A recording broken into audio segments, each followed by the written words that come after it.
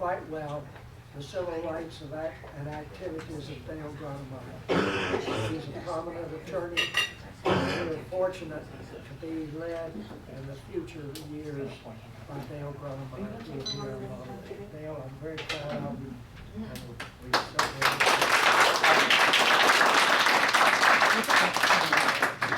So, one correction of the mayor, I dare to say, we are not done. What's new, right?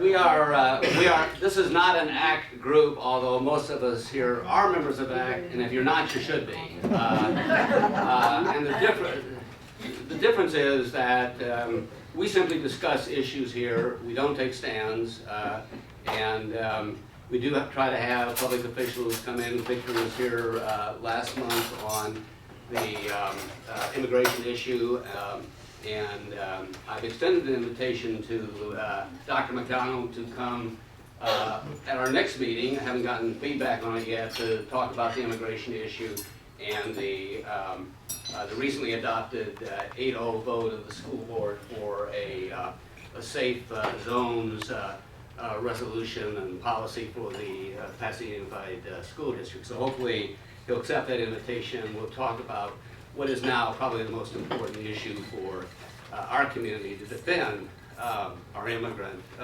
neighbors, workers, relatives, so forth. So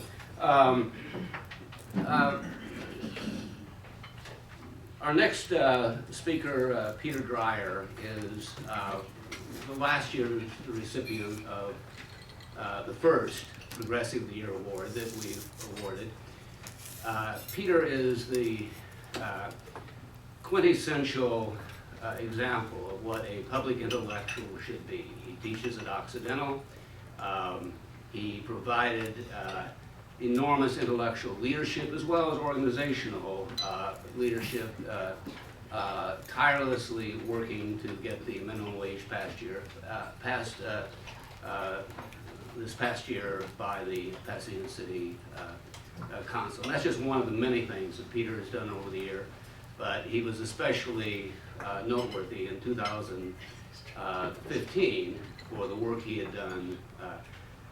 So it's a pleasure to have Peter, the first recipient, give the award to our second recipient, Pablo Alvarado. Peter? So good morning again. My wife and I moved to Pasadena 25 years ago, and we really wanted to live in this community because we've heard so many great things about it. And for the last 25 years, Pasadena has always been a conundrum to me and to many other people. It is a beautiful city. It is, in many ways, a liberal city. It's a city that has an incredible sense of its own history. It's a city that has beautiful architecture and great public spaces. And for the most part, it's a city that's been well managed and well run. But when we first had children, and we were talking about sending our kids to the public schools, a lot of our neighbors thought that we were crazy to send our kids to public school. And that got me thinking about what is it that makes people think that? And it has a lot to do with the fact that Pasadena is both racially and economically divided in a way that is often masked by the culture of people getting along and having this thing called the Pasadena way, which is to not engage in confrontation, but to engage in civil discourse. But often, the voices of ordinary working people is missing from that conversation. From their voices are not often heard. And so when we started the minimum wage campaign last 2 years ago, it was mostly the usual suspects of good-hearted people of conscience, mostly middle class, who care about economic and social injustice and wanted to persuade the city council and get the local newspapers to pay attention to the plight of the working poor in Pasadena, who are a growing percentage of our population and our workforce. And so we started off the path that often concerned people in Pasadena do, liberals and progressives, which is to get our act together, to have meetings, to come together and to talk about the issue, and then to sort of figure out a strategy. And we were making some progress, and we had some meetings with some of our friends and allies on the city council. But the truth is that the turning point in the campaign to win the minimum wage was when Pablo Alvarado from NDON, the National Day Laborers Organizing Network, which is the umbrella organization that runs the Community Job Center on Lake Avenue. When Pablo got involved with the campaign and brought with him the group of workers that he organizes on a day-to-day basis, so that their stories and their voices became heard, and so that the people in positions of power and influence in the city could hear from the people whose lives are affected most dramatically from the economic and social inequalities in our community. And it was that effort to get the working class people in Pasadena to come to the city council to talk about their situation to community organizations, to have their stories told in the local media. That was the turning point that that decided on both how we like our eggs and also decided how we like our city and how we're going to scramble the city. Sorry for the scramble the city in a way that will change the way that we do business. And so we were, you know, when Pablo got on board and joined the campaign, it was really that was the lightning rod, that was the turning point that made it possible for those of us that have been fighting this fight for many years to win this campaign. And as you know, it was a unanimous vote. When we started off this the campaign 2 years ago, we weren't sure we had any votes. And so it really made a big difference. And Pablo does what community organizers do all over the country, but he does it in a way that in some ways reflects what the mayor said. He does it in a way that that is civil and respectful of the people that we disagree with and have different interests. Pablo gets involved in the most controversial and contentious issues around workers' rights and immigrants' rights, and in a situation like that, you'd think he would have a lot of enemies. But I don't know anybody that doesn't like Pablo, that doesn't respect him, that doesn't know that when he's operating every day, working 70, 80 hours a week from a position of love and a position of compassion and a position of concern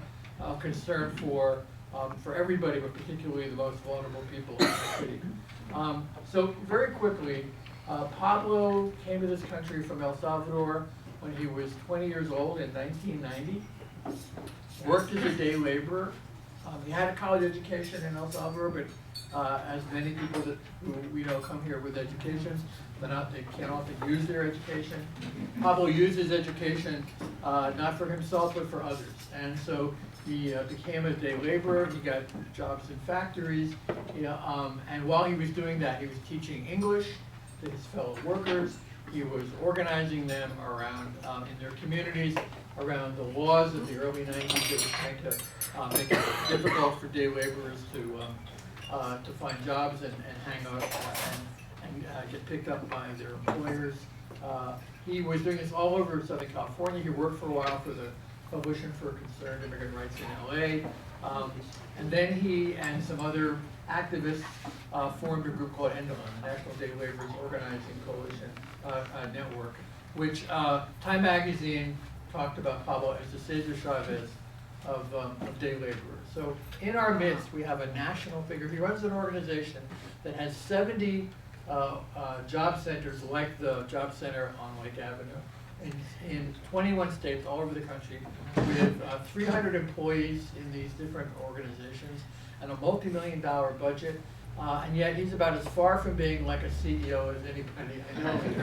In terms of he's always accessible. He's always humble.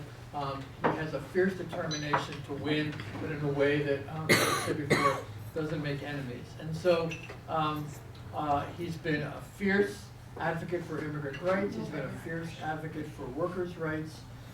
He's raising his family here in Pasadena, but he runs this national organization. And so we are incredibly fortunate that Pablo decided to live in Pasadena because, you know, his office, the main office of Endelon, is in downtown Los Angeles.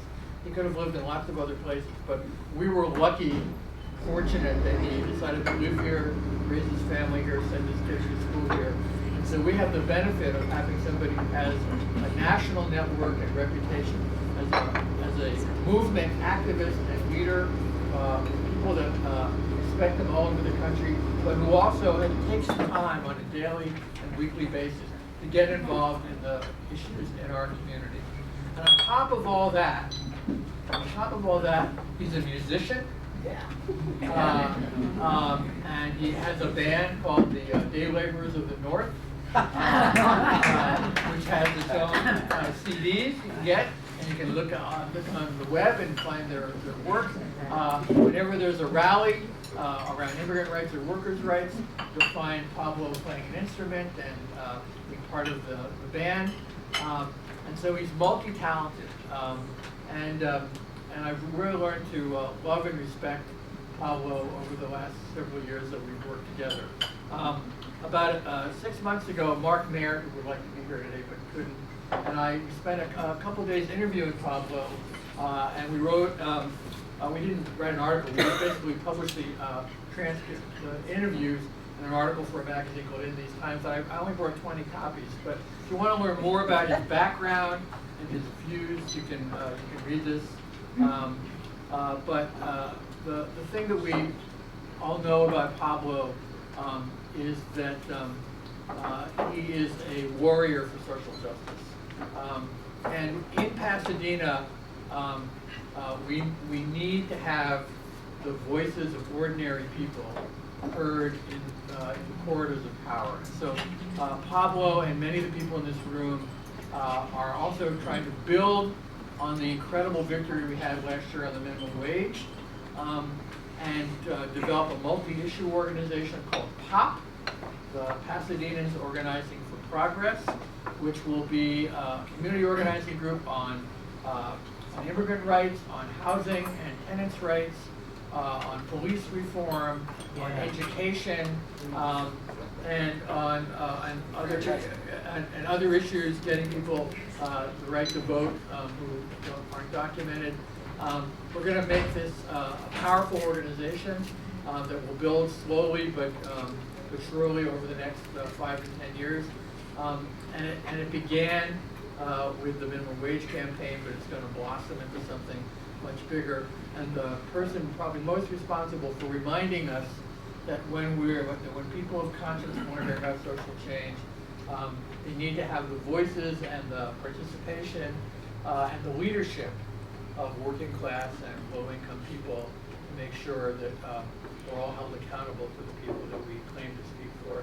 And that's really the genius and the brilliance of Pablo's work. And so I'm glad and thrilled and honored to be able to hand the baton of the Progressive of the Year award over to Pablo Alvarado for his grassroots organizing for immigrant rights and a Pasadena minimum wage. Congratulations.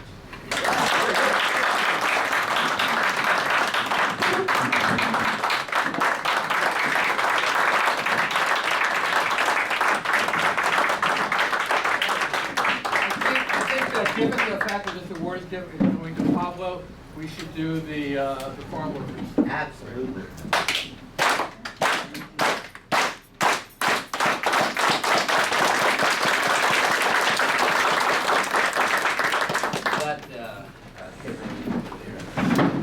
So Kayleen Maya will, on behalf of Chris Holden, make a presentation also for Pablo.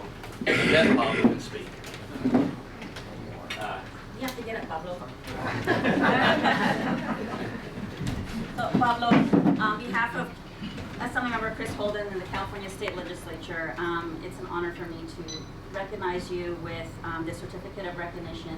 And recognition really for your commitment to grassroots organizing, to protecting the immigrants' rights, to social justice, and specifically recently with your work on the Pasadena minimum wage. Congratulations, felicidades de parte de la comunidad latina, la gente de los trabajadores de esta comunidad. Muchas gracias.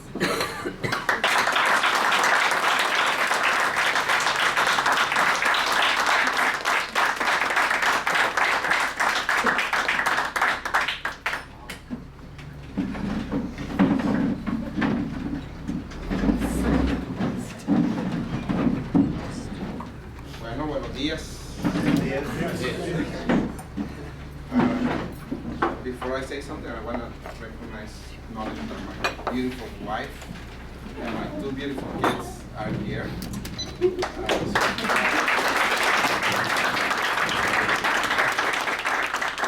Sophia and Elias.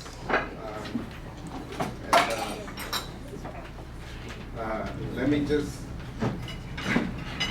say a few things, and the first is that I am not Cesar Chavez, and I'm not pretending to be Cesar Chavez, and I don't want to be Cesar Chavez.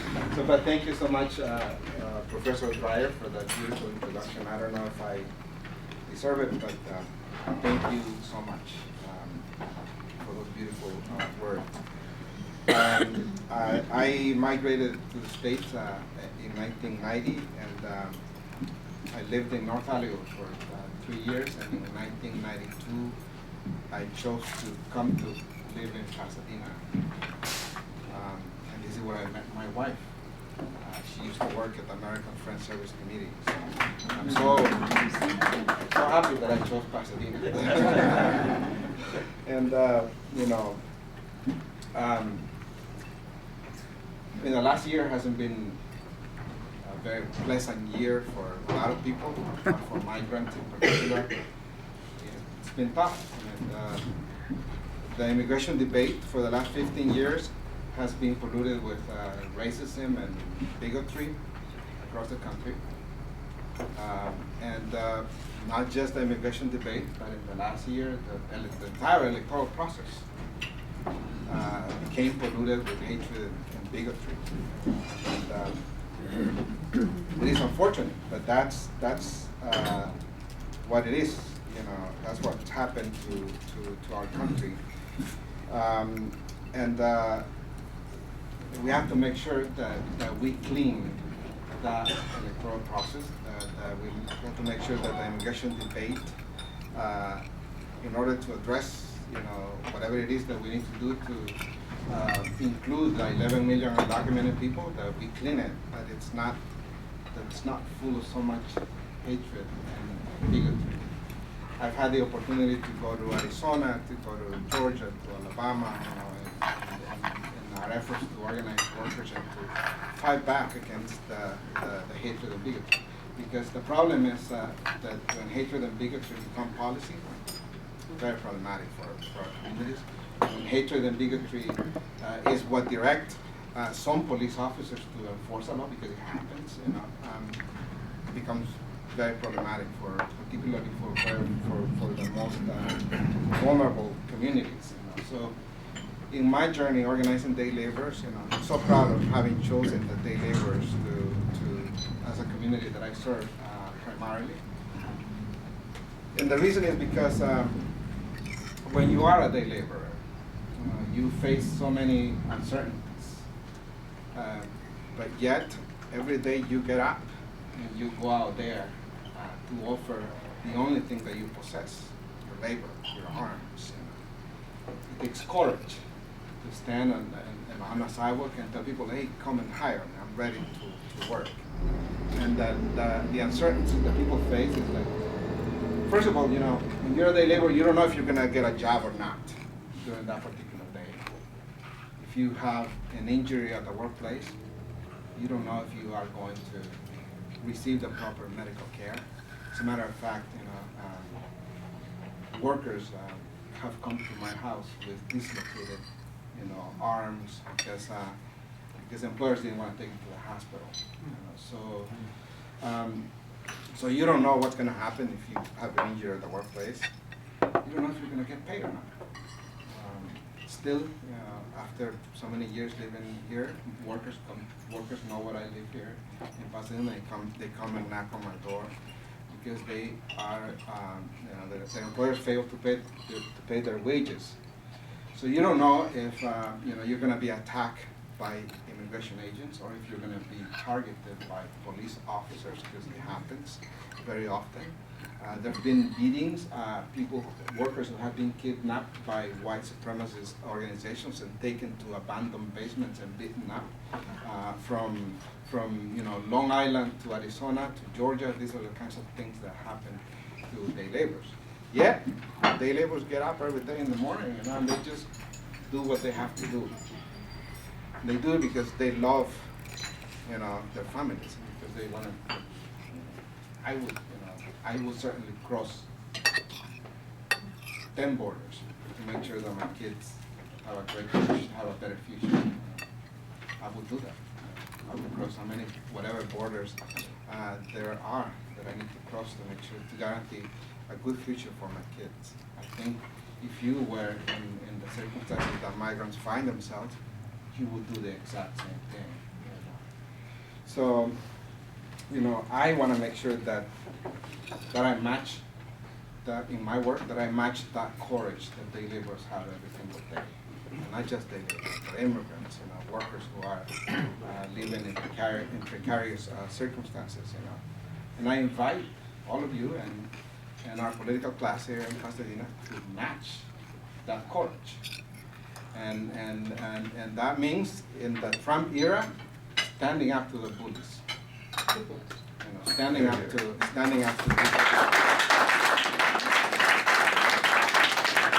Of course, he said that if you protect, undocumented people, he's going to take away your funding and a number of other things. So, I think that the best way to stand up to what we're going through right now is by turning our city into a welcoming city. I'm proud that Pasadena is not Maricopa County. I think we're doing good, but we're not there yet. I know that word sanctuary has been hijacked by our adversaries, the extremists, who are defining it. It's not a bad word; it's actually a beautiful word, but we don't have to use it if you don't want.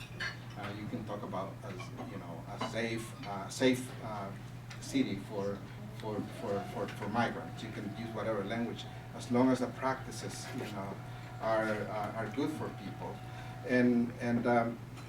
But I'm gonna use it for the sake of understanding what it is. So a sanctuary city, starts by making sure that there is a bright line between local law enforcement and immigration law enforcement. That there is, a policy, not a statement, not a gentleman agreement between police department and ICE, but an actual policy where people feel safe, where people, feel safe to call police officers when they're victims or witnesses of crime. You have to make sure that that policy is there. That's where it starts. Second is, and I think we're taking steps in that direction. So we are going to be bringing a policy to the city council eventually, and we're going to work with people to craft it in a way that is meaningful, that is not just a symbolic gesture, Because lately, what has happened is with the fight for immigration reform, for many politicians, for many people, it's so easy to say, hey, I support comprehensive immigration reform. Of course, it's in the halls of Congress in Washington, D.C. But immigrants don't live in the halls of Congress. They live in our neighborhoods. They live here. And what kind of protections we provide here are so important, because particularly now that Washington, D.C. is broken, I don't think that any immigration reform is going to move over there. So it's time for us to provide protections here for people here in Pasadena. So it starts with that policy. The second is that children have to feel safe, when they go to school, and the parents have to feel safe when they're taking their kids to school. We made progress last week, and at the school board, they approved a resolution for safe zones for kids here in our school district. It's a resolution. Now we have to see, and we're going to work with the board members to make sure that it's not just, again, another symbolic gesture, but there is an investment in the implementation of that resolution. And that means that every undocumented parent needs to know in the first place that there is a resolution, that the school board is with them, and that people know their rights. So we're going to work with the school board to make sure that it gets implemented and that everybody knows about it. And of course there are many other things that make a city a sanctuary city. And I do think that Pasadena can lead the way, in the San Gabriel Valley, and do good to the immigrant community. The fact is that if you walk around the neighborhoods here and you see the gardens green and the houses painted, it's because of migrant labor. And it's not okay that people enjoy fully the fruits of the labor of undocumented people, but they don't want to recognize the humanity of people. That's what we got to do here in our city, recognize the humanity. And recognizing the humanity means granting people rights and respecting their rights and including them in the political process. So I'm ready to engage for the many years to come, as long as my wife and my kids are with me. To engage in turning our city into a beautiful city. So I'm down with that. So I want to make sure that we're turning little by little our city into the city of races. Is that right, Peter? Yeah. So let's talk about a city of full inclusion for everybody. So check it out. Right. Amen.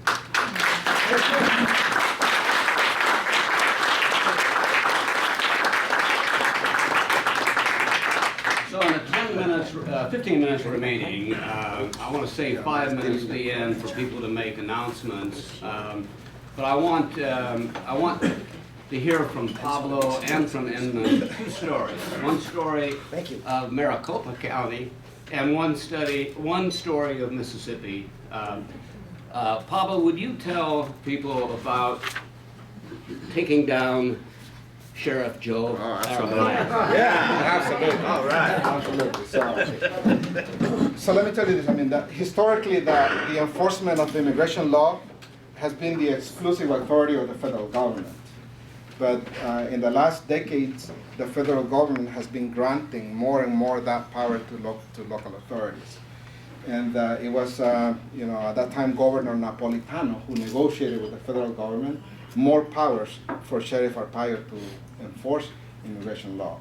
So in 2007, the first place where Sheriff Joe experimented with his new immigration enforcement powers was at a day labor corner in Arizona.